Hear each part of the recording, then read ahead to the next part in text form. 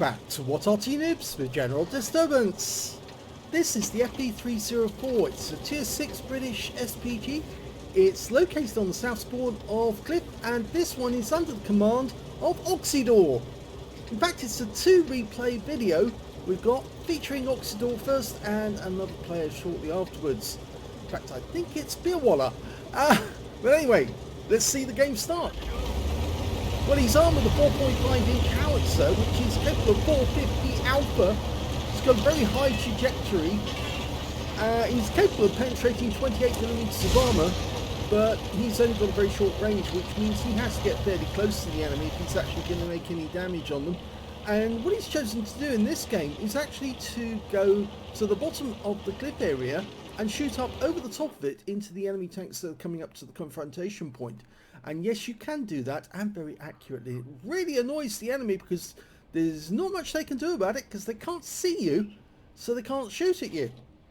The only disadvantage, really, I suppose you might say, is that, well, that's a direct hit, and that's a pen. The Type 64 just took a round, went straight through him. Low roll, though, but he goes for another one. Nope, misses that, and his Type's trying to escape. Yeah, I guess the only disadvantage is that if you do actually get spotted by the enemy from the hill, and they can spot you from the hill, from the lighthouse, then you might be on the receiving end of rounds from there. But you can see now he's aiming for the donut, or the western part of the donut, and there's a T-3485. Oh, right into his side. 66 hit points. Was it 60? No, 99. What am I saying? Am I watching this upside down? No, I'm not. Now, he was guessing that the guy was there. In fact, actually, that T-150 is getting dangerously close to coming around the corner, in which case, yeah, Oksydor needs to get some cover between him and the T-150, but it looks like he's gone. The T-3485M is still there. No, he's just too close. He actually had the cliff in the way there, but the shell went over the top. T-3485 dies to the Leo. Now he's gone back to where they saw the IKB-90B, hoping that he was still there, but it appears he's pulled away from that spot. But he's got a King Tiger captured. The American version of the Tiger II, the one after it was captured. As far as I'm aware, it did actually happen. They did capture a King Tiger. They certainly captured a number after the end of the war. In fact, I remember hearing just the other day that apparently a lot of the tanks that are actually in museums are in actual fact versions of the tank that never saw action. Not just the King Tiger 2, but also the Panther. Oh, another pen shot on the IKV. He went through the thin armour. Got 436, low roll again, but he's aiming. Oh, he got him! He got him, and he just pulled back, but he didn't pull back fast enough. And Oksydor managed to get the kill. And he's killed the Type that he fired at earlier in the game. I think you can see now why Oksydor has 3 marks of excellence on the barrel of his howitzer. It's fairly obvious. He's very good at this. Okay, Cromwell's come up onto the donut. He's auto-aimed onto him, actually. And he gets a hit for 144. I'm wondering if he's going to go back to manually aiming. And another hit, 147. The Cromwell B takes a hit from the Hellcat, his platoon mate. His platoon mate is it Sedlever? Solvita? I'm sorry, I can't read that. My eyes. Yeah, Solvita, that's his name. Oh, another direct hit, this time on the KV2. Or at least I think it was the KV2 up there. Round out again. And another direct hit. Whoever's there is taking damage.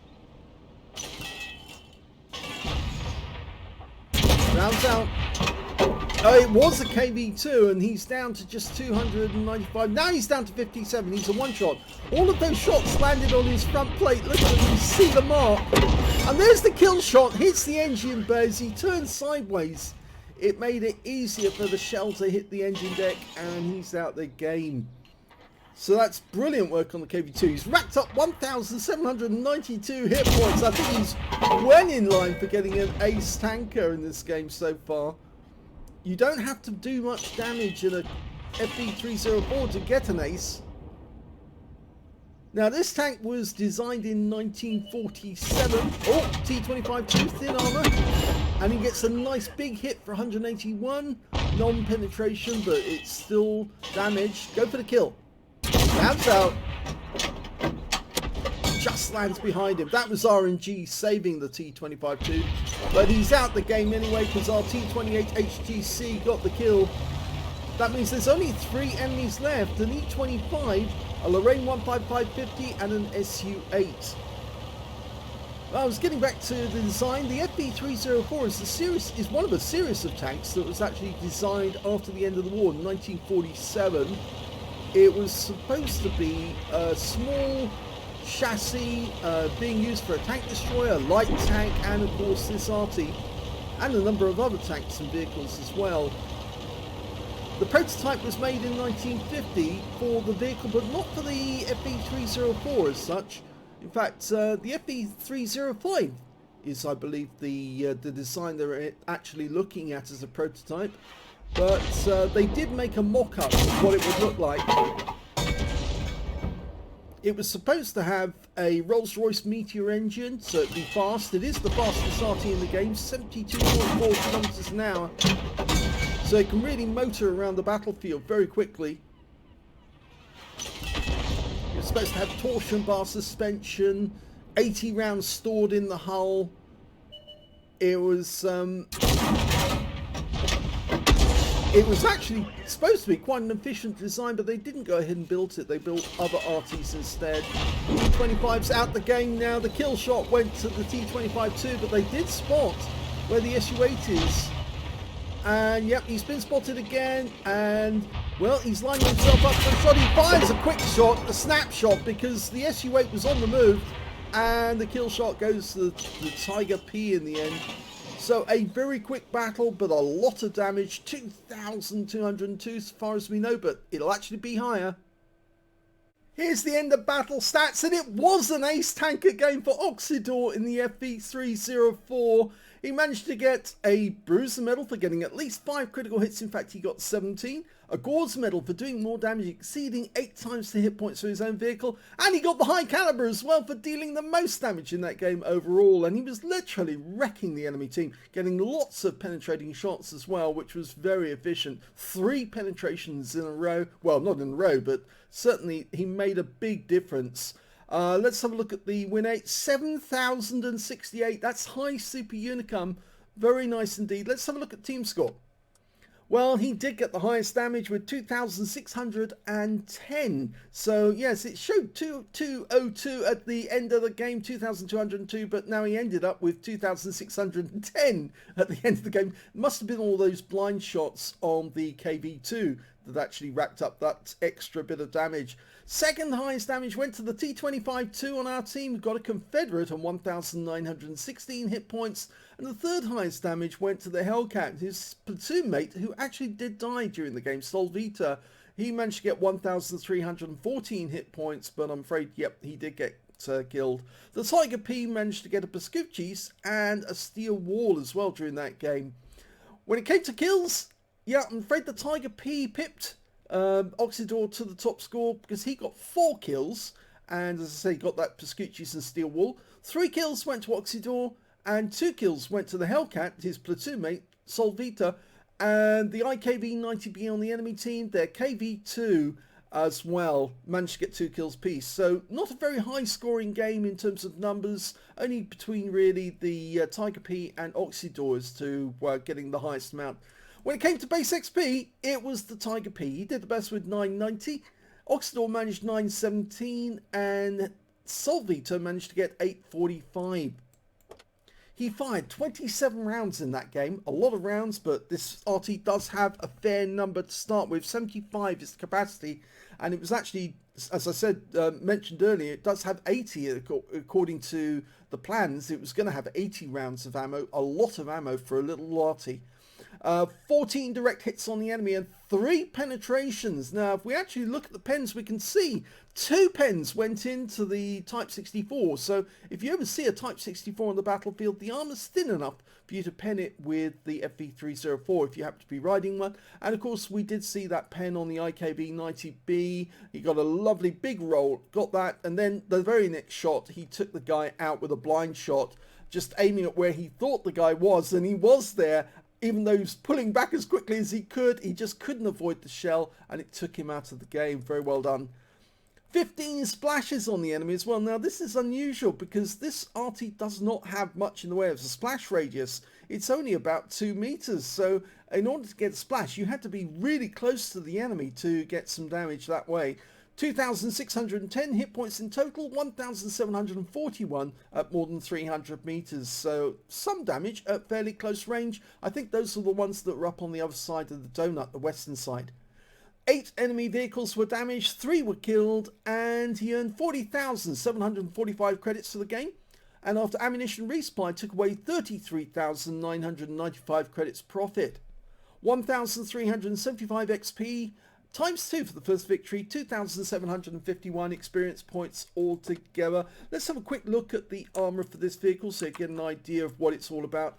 Very thin, because it was designed to move very quickly and be a kind of standardized hull for all of the versions of the FV300 series that they were building. So you can see it's only 14 millimeters of armor. Virtually any shell's going to go through. 10 millimeters on the upper plate, but it's so well angled back that you're actually getting about 30.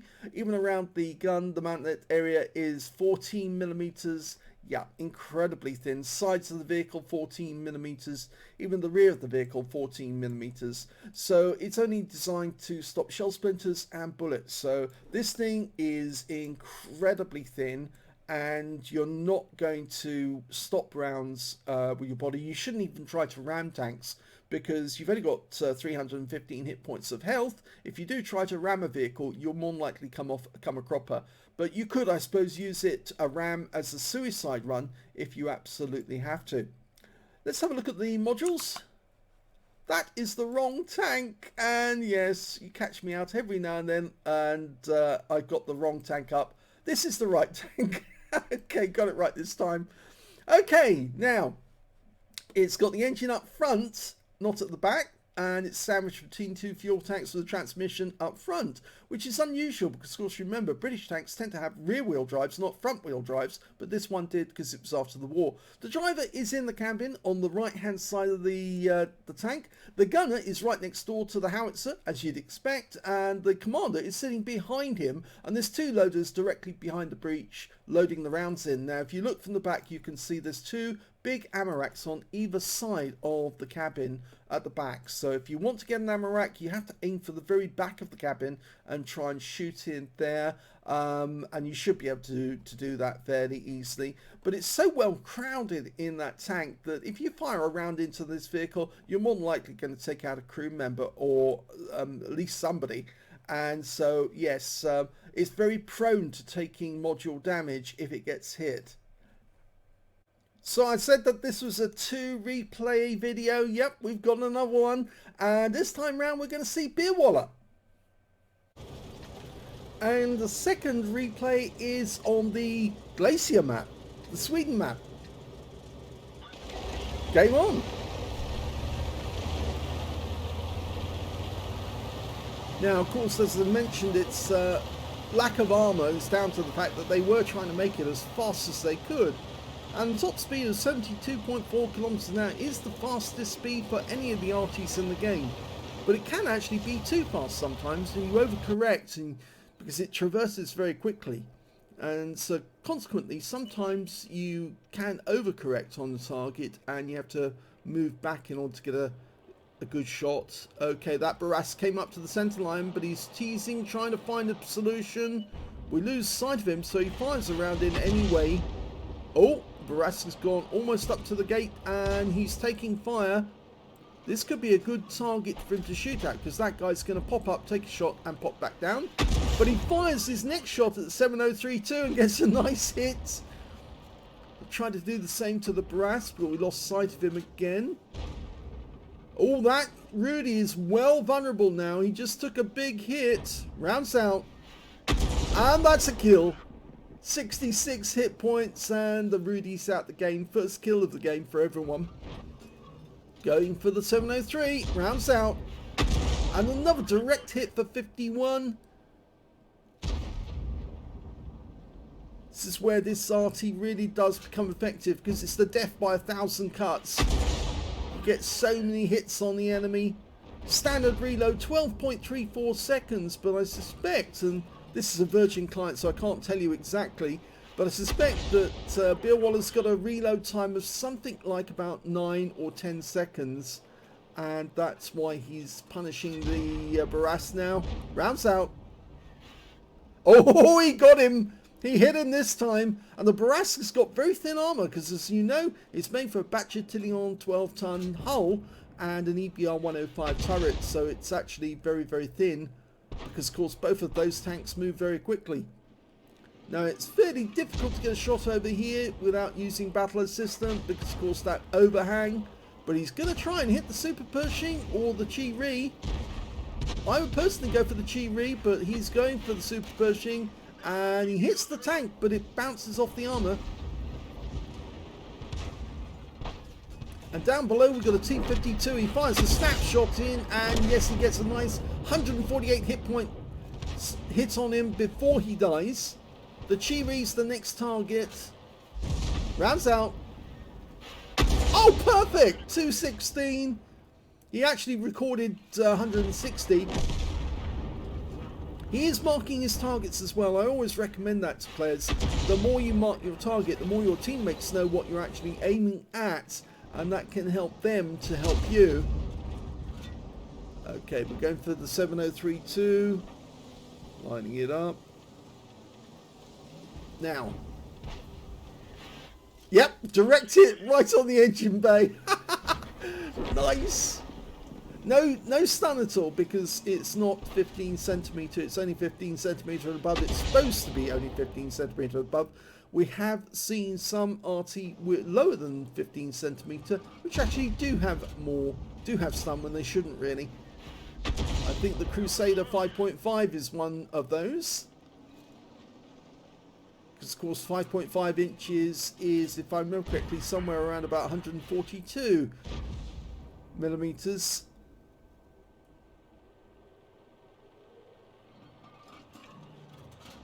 Here he is. He's been tracked. And he's been hit. Oh, but the 703 just took out our Type 64. But he's certainly suffering because he's down to 1/3 of his health. And he keeps getting hit. Another direct hit.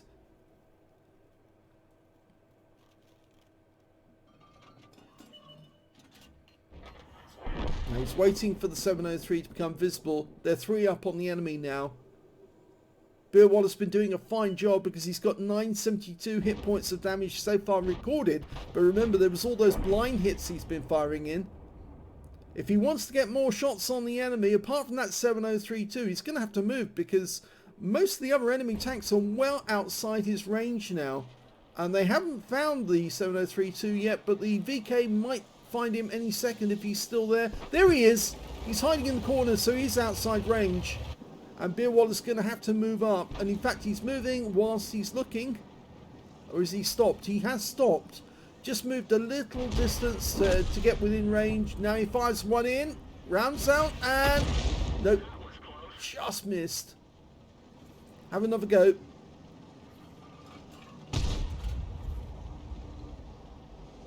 Yeah, he's obviously trying to use the overhang as well to protect himself from Arty rounds.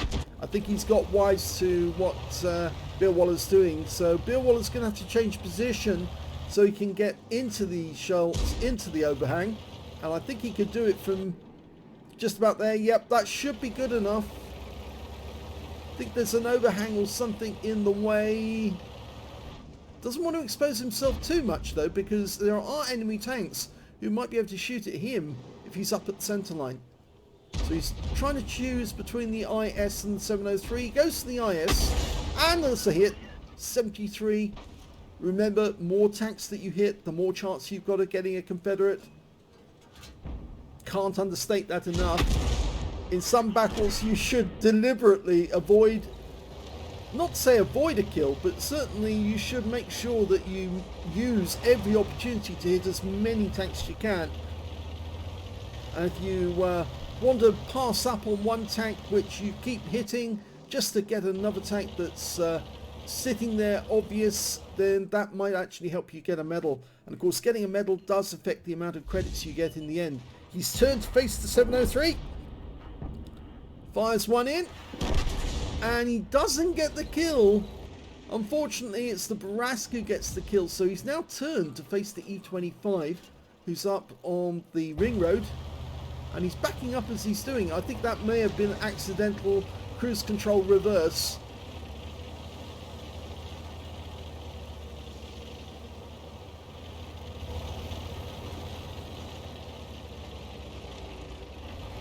Okay, we're now getting very close to the enemy. Ideally, what he wants to do here is sit behind those trees and lob shells into the enemy cap area. 3 enemy tanks have now come into view. He's going for the M44. He's dialing in. He's almost loaded, but he changes his mind, goes for the DK3001P and has to start dialing in all over again. And I think that guy's gone down onto the lake.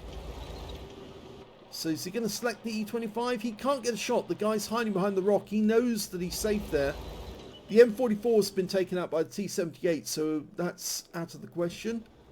And I think the E25, yep, he's gone. Taken out by the T78 in the end. And it just leaves the VK, and he's sitting behind the rock, and he dies before the shell goes in. But there's 2 more enemies, both tank destroyers. The Super Hellcat and the T25-2. So he's trying to get a shot on the Super Hellcat. The T25's behind him. Rounds out. Here we go. These are both thin-skinned vehicles. He will do a lot of damage if he gets a hit. Probably pen them. Rounds out. This should do one. Oh! Splashed him. 160. Go for it again. One more shot. This should be it. Oh, he hits him, but he didn't kill him. So it looks like the Super Hellcat moved just at the last moment to try and get out of range. And that shell, unfortunately, didn't do any damage.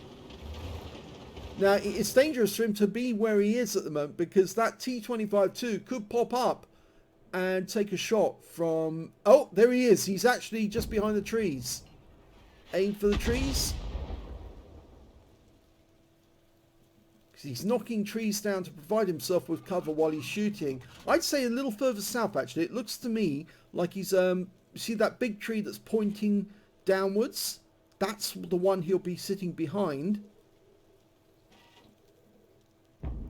He's firing into the bushes, into the foliage to try and get that Super Hellcat. The Super Pershing's going to locate them very shortly. There he is. Oh, and the Super Hellcat goes down to the Super Pershing. And now it's just the T25-2.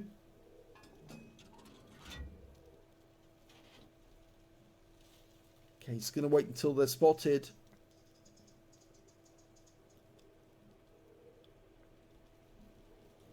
There he is, right in the corner. Maximum range. Kill shot! That actually helped. And that wins the game.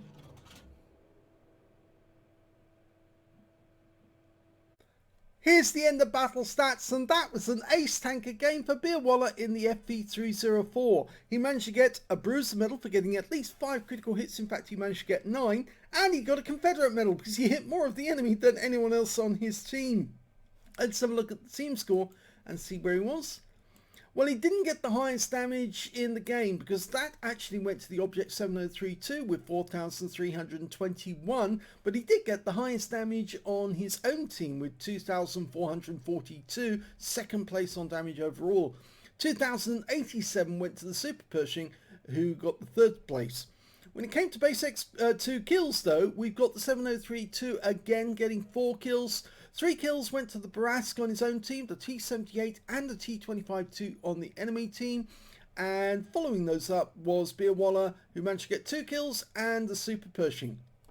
When it came to base XP, Yep, he's got that one with 888. 876 went to the Super Pershing and 847 went to the Chi-Ri. He fired 33 rounds in that game, got 16 direct hits and 2 penetrations on the enemy. I'm pretty sure, yep, there's the penetration list. He penetrated the Super Hellcat with 1 shot, and he got the T-25-2 with the other penetration at the end of the game. He also managed to get 20 splashes on the enemy, 2,442 hit points of damage, of which 2,294 were at more than 300 meters. Damaged 8 of the enemy, killed 2, so he only just qualified for the Confederate, and he got 270 hit points of damage assistance. He earned 26,781 credits from the game, 12,052 from battle payments, 52,224 credits altogether, and after resupply of ammunition and consumables, took away a profit of 23,974 credits. 888 base XP, times 2 for the first victory, 2,664 from personal missions payout, and took away 5,328 experience points altogether. So both games very successful in getting ace tankers. You don't see that many games with the FV304 on the channel. In fact, I think it's because a lot of people don't play it because obviously the damage is very small. You have to get close to the enemy, so you suffer a lot of danger in that you might get wiped out. And it's fairly difficult to play well. And that's why people just don't play the FV304 just as like they used to play it in the past. Obviously, in the past, it was almost used as a TD because you could ambush enemy tanks, get close to them, and then underneath their gun depression to kill them that way. But now you don't see that at all, simply because the FATBERT that they've made it into is much more difficult to control, and that's why people just don't play it as well. So I hope you enjoyed both those replays. If you did, please give this video a like, do subscribe to our channel, leave a little comment down below because it feeds the algorithm, and thank you for watching.